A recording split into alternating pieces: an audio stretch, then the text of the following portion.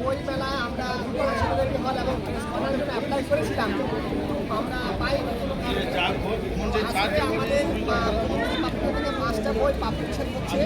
প্রথম বইটা হচ্ছে আমাদের পাঞ্জাবের উপরে, লেখক হচ্ছেন আমাদের সুমামু বড়ুয়া।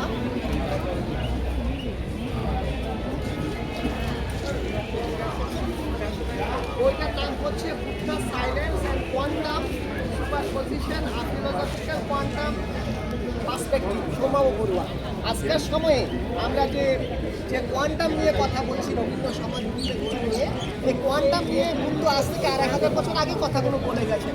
সেটা উনি কীভাবে দেখেছেন, উনি একদম আমাদের অরিজিনাল ত্রিপিটকে বইগুলো কেটেছেন, বই পড়েছেন, সেই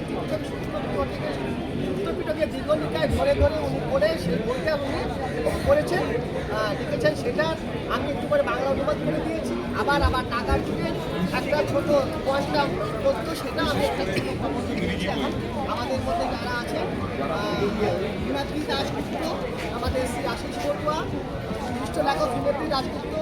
আশিস বড়ুয়া হচ্ছেন আমাদের পশ্চিমবঙ্গ সরকারের প্রাক্তন ডেপুটি সেক্রেটারি আমাদের হোম ডিপার্টমেন্টে।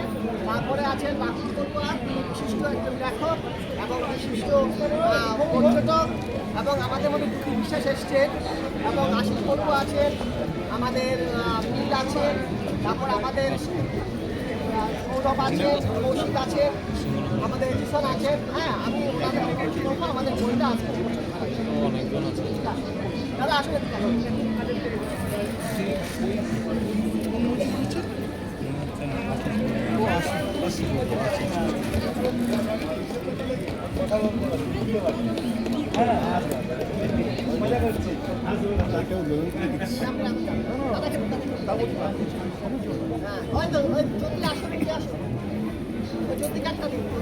ঠিক আছে।